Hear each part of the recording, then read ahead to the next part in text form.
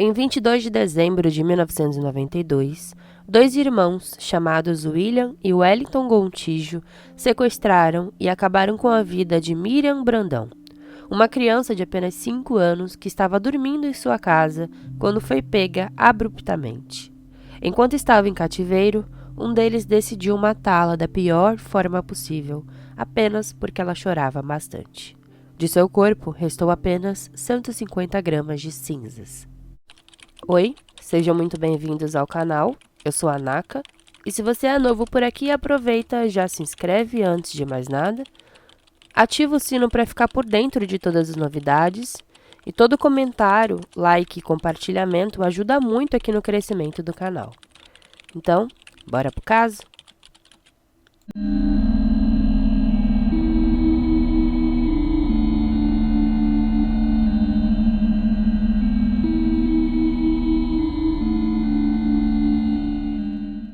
Em 1992, o Brasil vivia um período de intensa turbulência política e social. O país estava em meio a uma de suas maiores crises econômicas e a sociedade mergulhava em um mar de incertezas e protestos. Foi um ano também muito complicado em relação aos crimes brasileiros, onde casos como a morte de Daniela Pérez chamou a atenção de todo o país. Em meio a esse cenário caótico, uma tragédia ainda mais sombria começava a ganhar notoriedade. Um caso criminal que chocaria a nação e deixaria cicatrizes profundas na história brasileira. Miriam Oppenheimer Leão Brandão era filha de Jocélia Maria de Castro Leão e Volney Henrique Passos Brandão, um conhecido médico homeopata, e era também irmã mais nova de Pedro Henrique. Na época do caso, em 1992, ela tinha 5 anos e seu irmão tinha 8 anos. A família morava em Belo Horizonte, Minas Gerais. Mira era uma criança de luz. A sua gravidez foi muito desejada, ainda mais por ser a primeira menina da família, a princesinha como ela era vista por todos. Quando nasceu, quem fez o parto da Juscelia foi o próprio marido, já que estava em uma época de greve de médicos e não tinha um obstetra na cidade. E então todos ficaram muito felizes com a chegada da pequena.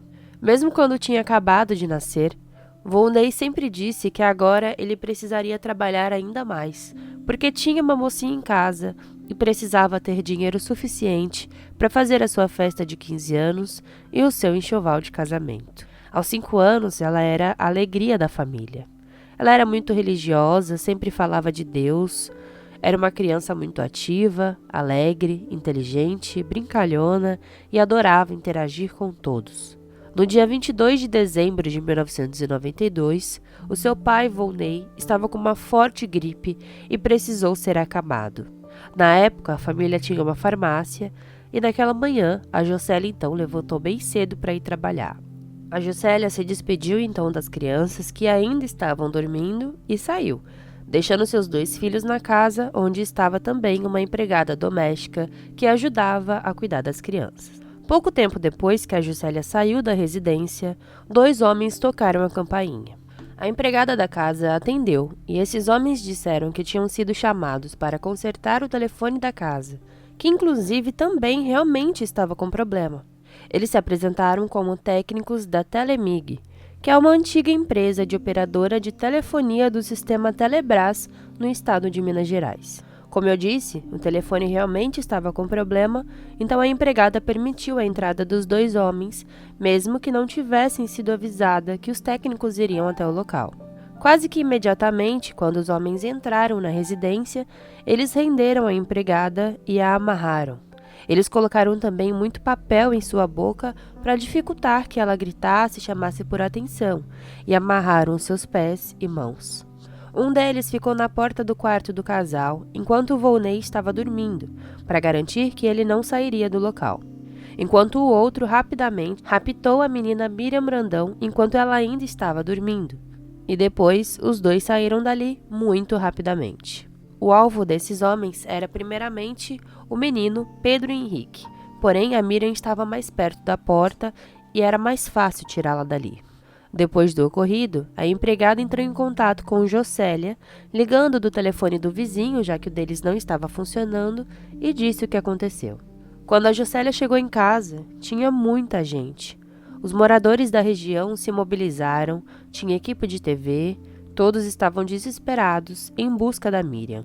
A polícia fez toda também uma mobilização e ficaram plantados na casa da família Brandão, colhendo todas as informações necessárias, investigando tudo e procurando qualquer pista que pudesse levar ao reencontro da criança. A mídia fez diversas reportagens sobre o caso na época, até também de uma forma sensacionalista. No dia seguinte, a família recebeu uma ligação dos sequestradores pedindo o valor de $150 mil para ter a criança de volta. Esse valor era extremamente absurdo para a época, seria quase cerca de R$2 milhões, e a família não tinha esse dinheiro. E eram diversas ligações de muitas pessoas dizendo estarem com a criança, fazendo trotes, pedindo várias quantias de dinheiro e ninguém sabia exatamente onde e com quem ela estava.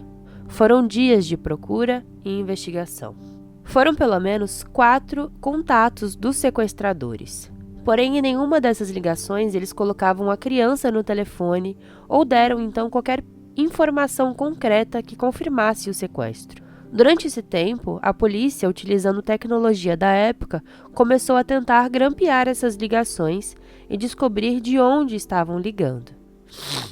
E como sabiam que só teriam a filha de volta se pagasse esse valor que estavam pedindo, a família Brandão começou a tentar também de todas as formas juntar esse valor do resgate. Foram diversos empréstimos e muitas pessoas que também ajudaram a família, doando valores altos de dólares mesmo para ajudar.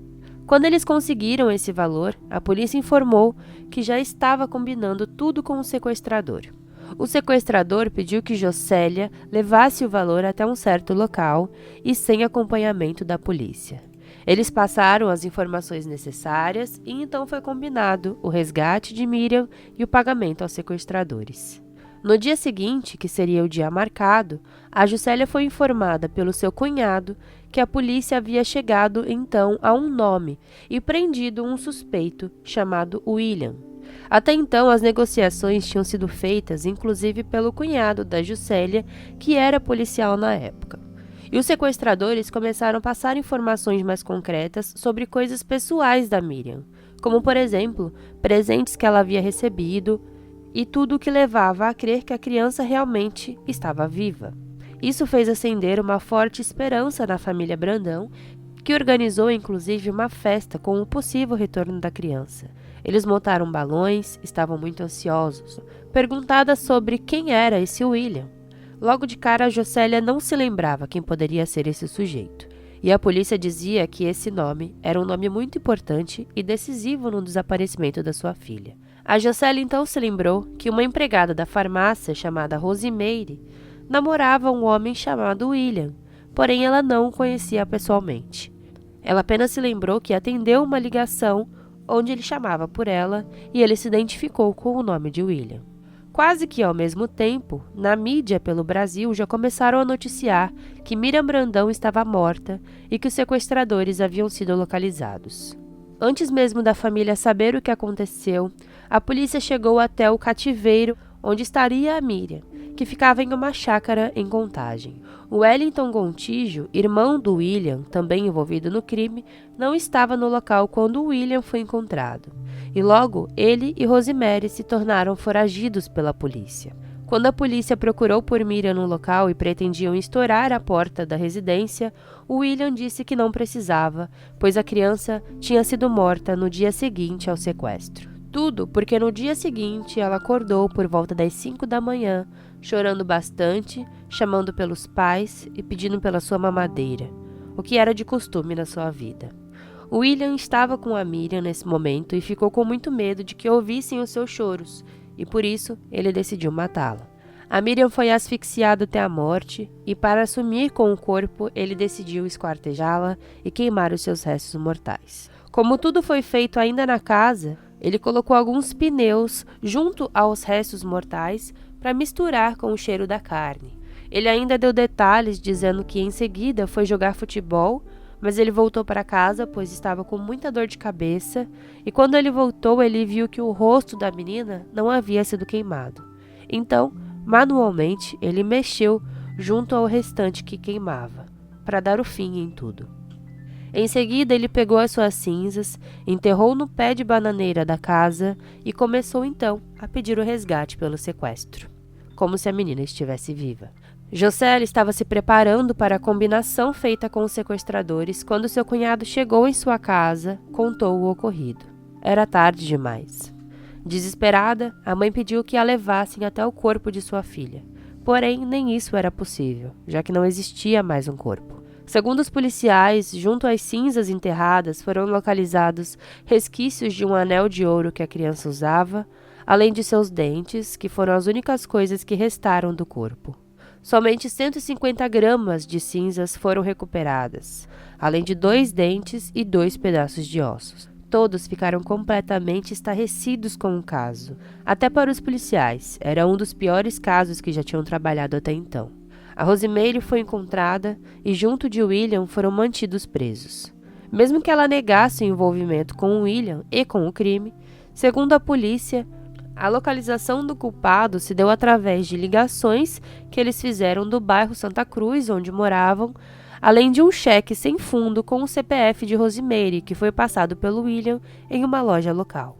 Nas entrevistas, a Rosemary parecia completamente tranquila, ela ria, falava tudo tranquilamente e sempre reforçava que não teve envolvimento em nada.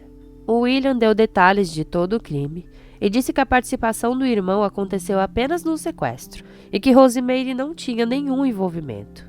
Perguntado sobre a motivação do crime, ele disse que os dois estavam endividados por algumas apostas que fizeram em outras cidades, onde eles perderam muito dinheiro, e isso levou ao crime. Com o tempo, Wellington acabou se entregando e disse que realmente ajudou no sequestro, mas não na morte da criança, e confirmando o que o irmão disse, ele informou que ficou desesperado quando descobriu o que William havia feito, que ele havia matado a Miriam e que isso nunca foi sua intenção. Como não tinha um corpo, quase que não tinha restos mortais, a família Brandão demorou 22 anos para pelo menos ter a certidão de óbito de Miriam, onde apenas em 2015 conseguiram fazer a liberação do documento. Desde a descoberta da morte, a família Brandão começou uma luta também por justiça em nome de Miriam, para que os criminosos pagassem devidamente pelo crime brutal contra a criança. O caso ficou conhecido no mundo inteiro. Pessoas de vários países mandavam cartas de apoio aos pais de Miriam, dando força e se mostrando também revoltados. O julgamento dos criminosos aconteceu 3 anos após o ocorrido e teve a presença de centenas de pessoas. Muitas esperaram do lado de fora do tribunal, que estava inclusive lotado em seus 400 lugares. O local teve a presença inclusive do pai dos criminosos. O William deu seu primeiro depoimento. Quando ele saiu escoltado pelos policiais, a Juscelia correu atrás dele para vê-lo de frente, porém ela não conseguiu. Segundo ela, sem saber, ela estava grávida de 2 semanas de uma filha que nasceu tempos depois. Quando ela perguntou para os criminosos por que fizeram isso com a Miriam, eles não respondiam, eles apenas olhavam para baixo e choravam bastante, e um deles respondeu que se arrependia demais e que se pudesse faria de tudo para trazer a criança de volta para ela. O William recebeu a pena de 32 anos de prisão, onde ele cumpriu apenas 17 anos e recebeu a liberdade condicional em 2011. O seu irmão Wellington foi condenado a 21 anos de prisão, onde ele cumpriu 11 anos, recebendo a liberdade condicional em 2003. Após a sua liberdade, Wellington virou pastor de algumas igrejas evangélicas em Belo Horizonte e, inclusive, utilizou o crime como uma forma de publicidade, de renovação. A Rosemary foi condenada a 18 anos de prisão, onde ela cumpriu apenas 8 anos e recebeu a liberdade condicional em 2001. Após o caso, muitas famílias se uniram à voz de Juscelia Brandão, principalmente a Glória Pérez, que pouco depois da morte da Miriam, perdeu também a sua filha Daniela Pérez na mesma época. Juntas, elas lideraram manifestações e protestos que pediam mudanças no Código Penal e o fim da primariedade do réu em casos de crimes hediondos. Segundo Juscelia, ela queria, de alguma forma, ajudar para que outras crianças, pessoas em geral, não sofressem o mesmo que sua filha sofreu. Ela seguiu por muitos anos trabalhando na assistência social e lutou muito até que conseguisse realmente mudar diversas leis no Brasil. Ela sempre pediu para que pessoas que fossem presas por crimes hediondos pelo menos pagassem até o fim de suas penas. A Juscelia seguiu a sua vida, teve mais 2 filhas, e em entrevistas ela diz que depois de muito tempo ela conseguiu perdoar os criminosos que mataram a Miriam. E ela diz também que tem esperanças de um dia reencontrar a sua filha. Tempos após o crime, ela e o Volney se separaram e até hoje ela engaja movimentos contra a violência e dá suporte às mães que perderam seus filhos de formas trágicas. Ela inclusive fundou um Instituto Miriam Brandão que visa oferecer assistência jurídica, psicológica e social gratuita às vítimas de violência e seus familiares. Segundo ela, mesmo perdoando o assassino, é muito difícil ainda dar de cara com qualquer um deles na rua. E isso já aconteceu pelo menos 12 vezes, e em todas as vezes ela passou muito mal. O Pedro Henrique, irmão da Miriam, teve um filho, que hoje também é muito querido por todos. O Volney, pai de Miriam, ficou por muito tempo revoltado com toda a situação e mudou completamente o seu modo de agir e pensar. Ao contrário de Juscelia, ele não conversa com a imprensa sobre o caso da filha. Há quem diga que após a morte da filha, ele nunca se recuperou 100% mentalmente. Em 2007, ano que Miriam completaria 20 anos, foi reinaugurada uma praça no bairro Dona Clara e recebeu o nome de Miriam Brandão, como um tributo às mães de crianças desaparecidas e vítimas de violência. Obrigada por assistir até aqui. Se você gostou desse tipo de conteúdo e gosta de casos criminais, aproveita e já se inscreve. Se você ainda não é inscrito, deixe seu comentário, sua curtida para ajudar aqui no engajamento do canal. É bem rapidinho e ajuda bastante no engajamento. Então, muito obrigada, valeu e até mais!